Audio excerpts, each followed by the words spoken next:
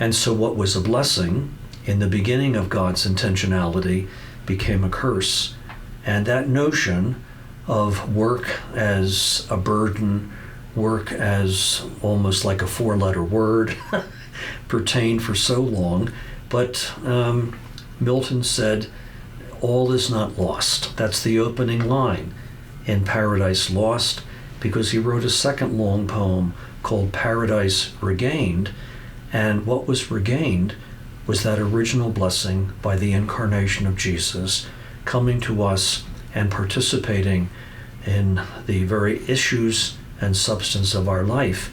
And contrary to the way people expected him to come, as a mighty lord leading a great army and throwing the Romans out of Israel and restoring the kingdom and building the temple, he came as a simple laborer. This painting that is behind me on the wall by Georges Latour, who was a very important painter in the 16th century, shows us St. Joseph teaching Jesus. He's driving, interestingly enough. I know the painting is dark, but that was the technique that Latour used. If you are interested, there's another lovely, lovely poem of St. Anne instructing the Blessed Mother, done in the same fashion. It's The Education of the Virgin is the name of the painting.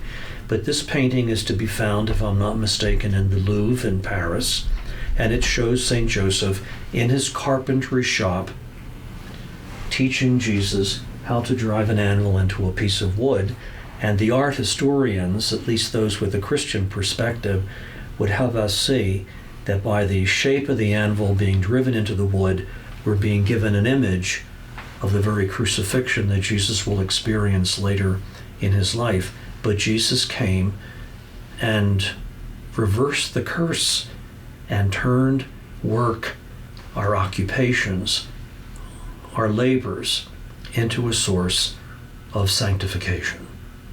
And we are grateful to God that down through the history of the church, in the incarnational frame of mind, we've had many, many popes in modern times. In particular, Leo XIII wrote two terribly important encyclicals on the dignity of labor and the rights of laborers to form unions and so forth to protect themselves. And we have also, with John the 23rd, two magnificent encyclicals also dealing with labor, namely Mater et Magistra, and the second encyclical was Pacem in Terris. We've had popes, and Pope Francis is not shabby in this regard either, because 5 years ago he gave us a very important little encyclical called Laudato Si, in which we are reminded that the resources of the earth have been given to us by God, and we must protect them, we must work with them. There must be a distribution of goods so that everybody finds their rightful place in the sun.